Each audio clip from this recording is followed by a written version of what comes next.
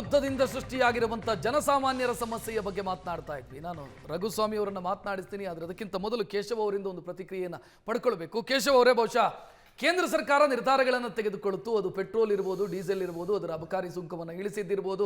ಈಗ ಬ್ರೇಕಿಗೆ ಹೋಗೋದಕ್ಕಿಂತ ಮೊದಲು ತಾವು ಪ್ರಸ್ತಾಪ ಮಾಡಿದಂಥ ಪೆಟ್ರೋಕೆಮಿಕಲ್ನ ಟ್ಯಾಕ್ಸ್ನಲ್ಲಿ ಮಾಡಿರುವಂಥ ಬದಲಾವಣೆ ಇರ್ಬೋದು. ಓಕೆ, ಬಟ್ ಭಾಳಷ್ಟು ಇಂಡಸ್ಟ್ರಿಗಳಿದ್ದಾವೆ.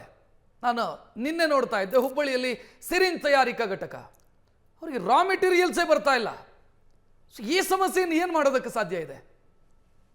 ಅಲ್ಲ, ಹಂತ ಹಂತವಾಗಿ ಸರ್ಕಾರ ಇದನ್ನ ಪ್ರಯತ್ನ ಪಡ್ತಾ ಇದೆ, ಪ್ರತಿಯೊಂದು ರಾ ಮೆಟೀರಿಯಲ್ಸ್ನ ಒದಗಿಸ್ಲಿಕ್ಕೆ. ಯಾಕೆಂದ್ರೆ ಒಂದಕ್ಕೊಂದು ಶಿಫ್ಟ್ ಮಾಡುವಾಗ, ಈಗ ನಮಗೆ ಯಾವಾಗ ಡೊಮೆಸ್ಟಿಕ್ ಸಿಲಿಂಡರ್ಸ್ ಪ್ರಾಬ್ಲಮ್ ಆಯಿತು, ಡೊಮೆಸ್ಟಿಕ್ ಸಿಲಿಂಡರ್ಸ್ನ ಹೆಚ್ಚು ಉತ್ಪಾದನೆ ಮಾಡೋಕ್ಕೆ ನಾವು ಫಾರ್ಮಾ ಮೇಲೆ ಇದ್ದಂಥ ಒಂದಷ್ಟು ಡೈವರ್ಟ್ ಮಾಡಿ ರಿಸೋರ್ಸಸ್ನ ಈ ಕಡೆಗೆ ಹಾಕೊಂಡಿದ್ದನ್ನು ನೋಡಿದೀವಿ. ಸೊ ಈ ತರದ ಒಂದು ಕಾರ್ಯವನ್ನ ಸರ್ಕಾರ ಮಾಡ್ತಾನೆ ಇದೆ.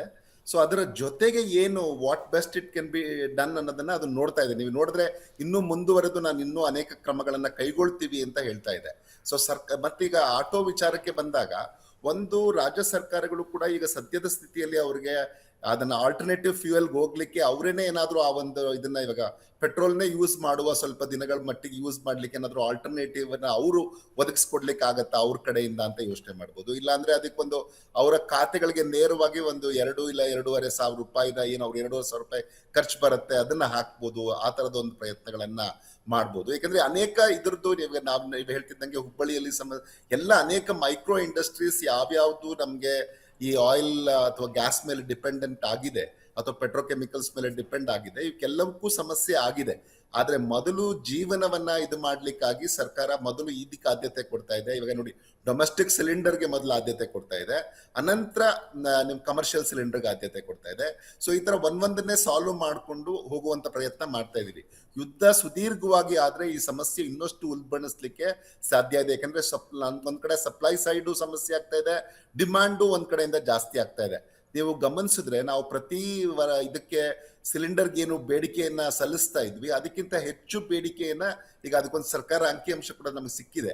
ನಾವು ಸಾಮಾನ್ಯವಾಗಿ ಪ್ರತಿದಿನ 56 ಲಕ್ಷ ನಾವು ಸಿಲಿಂಡರ್ನ ಬೇಡಿಕೆ ಇರುತ್ತಂತೆ. ಅದು 89 ಲಕ್ಷ ಸಿಲಿಂಡರ್ಗೆ ಇವಾಗ ಬೇಡಿಕೆ ಬಂದಿದೆ ಪ್ರತಿದಿನ. ಆದ್ರೆ 18% ಅದನ್ನ ಪೂರೈಕೆ ಮಾಡಕ್ಕಾಗದೆ ಸರ್ಕಾರ ಓದಾಡ್ತಿದೆ. ಸೊ ಕೊರತೆ ಆಗಿರುವುದನ್ನು ಕೂಡ ನಾವು ಗಮನಿಸ್ತಾ ಇದ್ದೀವಿ. ಸೊ ಈ ತರದ ಅನೇಕ ಸಮಸ್ಯೆಗಳನ್ನು ಈಗ ನಾವು ಎದುರಿಸ್ತಾ ಇರೋದ್ರಿಂದ ಒಂದಷ್ಟು ತಾಳ್ಮೆ, ಒಂದಷ್ಟು ಸರ್ಕಾರಗಳು ಕೈ ಜೋಡಿಸಿ, ರಾಜ್ಯ ಕೇಂದ್ರ ಸರ್ಕಾರಗಳು ಇವೆರಡೂ ಕೈ ಜೋಡಿಸಿ ಈ ಸಮಸ್ಯೆಗೆ ಪರಿಹಾರ ತಂದ್ಕೋಬೇಕು. ಕೇಶವ್ ಅವರೇ, ಇಂಪೋರ್ಟು ನಮಗೆ ದೊಡ್ಡ ಮಟ್ಟದಲ್ಲಿ ಪ್ರಾಬ್ಲಮ್ ಆಗಿದೆ, ಎಕ್ಸ್ಪೋರ್ಟು ಆಗ್ತಾ ಇಲ್ಲ. ಎಕ್ಸ್ಪೋರ್ಟಿಗೆ ಆಲ್ಟರ್ನೇಟಿವ್ ರೂಟ್ ಅನ್ನು ನಾವು ಹುಡ್ಕೊಂಡಿದೀವಿ, ಆದ್ರೂ ಕೂಡ ಕೆಲ ಐಟಮ್ಗಳನ್ನ ಎಕ್ಸ್ಪೋರ್ಟ್ ಅದು ಬಹಳ ದಿನಗಳ ಕಾಲ ಹಿಡಿಯೋದ್ರಿಂದ ಕಷ್ಟ. ಮಾರ್ಕೆಟ್ ಬೇಕಲ್ಲ. ಇವಾಗ ನಾವು ಗಲ್ಫ್ ರಾಷ್ಟ್ರಗಳಿಗೆ ನೀವು ಆಲ್ಟರ್ನೇಟಿವ್ ರೂಟ್ ಹೋಗ್ಲಿಕ್ಕೆ ಈಗ ಸದ್ಯಕ್ಕೆ ಅವಕಾಶವೇ ಇಲ್ಲ. ಸೊ ಅಲ್ಲಿಗೆ ಮಾಡುವಂತ ಎಕ್ಸ್ಪೋರ್ಟ್ ಏನಿದೆ ನಮ್ದು, ಅದು ಖಂಡಿತವಾಗಿ ಹೊಡೆತ ಬಿದ್ದೇ ಬೀಳುತ್ತೆ. ಮತ್ತೆ ಇನ್ನ ಬೇರೆಯ ರೂಟ್ ಹೋಗೋದನ್ನ ಅದನ್ನು ಈಗ ಕೇಂದ್ರ ಸರ್ಕಾರ ಹೇಳ್ತಾ ಇದೆ, ನಾವು ಏನು ಬೆರೈನ್ ಇನ್ಶೂರೆನ್ಸ್ ಹೆಚ್ಚಾಗಿರೋದಕ್ಕೆ ಅದಕ್ಕೇನಾದ್ರೂ ನಾವು ಯೋಚನೆ ಮಾಡ್ತಾ ಇದೀವಿ. ಮತ್ತೆ ಏನು ಲಾಂಗ್ ರೂಟ್ಸ್ ಹೋಗೋದಕ್ಕೆ ಏನಾದ್ರೂ ಅವ್ರಿಗೆ ಪರ್ಯಾಯ ಇದನ್ನ ಏನಾದ್ರೂ ಸೊಲ್ಯೂಷನ್ ಕೊಡ್ಲಿಕ್ಕೆ, ಅಂದ್ರೆ ಒಂದಷ್ಟು ಕಾಂಪನ್ಸೇಷನ್ ರೀತಿಯಲ್ಲಿ ಅಥವಾ ಕಸ್ಟಮ್ ಡ್ಯೂಟಿಯಲ್ಲಿ ಇನ್ನಷ್ಟು ರಿಡಕ್ಷನ್ ಮಾಡುವಂತ ವ್ಯವಸ್ಥೆಯನ್ನ ಮಾಡುವ ಯೋಚನೆಯನ್ನು ಕೂಡ ಕೇಂದ್ರ ಸರ್ಕಾರ ಇವಾಗ ಮಾಡ್ತಾ ಇದೆ. ಆದ್ರೆ ಏನಂದ್ರೆ ಒಂದಷ್ಟು ಇವಾಗ ಆಟೋ ಡ್ರೈವರ್ ಸಮಸ್ಯೆ ಇರ್ಬೋದು, ಹೋಟೆಲ್ ಮಾಲೀಕರ ಸಮಸ್ಯೆ ಇರ್ಬೋದು, ಇಲ್ಲ ಮೈಕ್ರೋ ಇಂಡಸ್ಟ್ರೀಸಿನ ಸಮಸ್ಯೆ ಇರ್ಬೋದು, ಈ ಸಮಸ್ಯೆಗಳು ಇರುತ್ತೆ. ಇದು ಇಮಿಡಿಯೇಟ್ ಆಗಿ ಸಾಲ್ವ್ ಆಗಲ್ಲ. ಇದು ಇನ್ನಷ್ಟು ದಿನಗಳ ಕಾಲ, ಯಾಕಂದ್ರೆ ಯುದ್ಧ ಸುದೀರ್ಘವಾದಷ್ಟು ಈ ಸಮಸ್ಯೆಗಳು ದೀರ್ಘವಾಗುತ್ತೆ.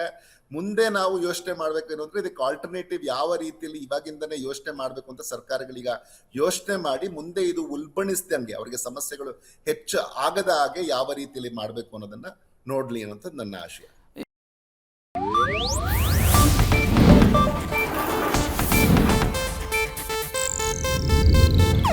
ಇದು ಏಷ್ಯಾನೆಟ್ ನ್ಯೂಸ್ ನೆಟ್ವರ್ಕ್ ಪ್ರಸ್ತುತಿ.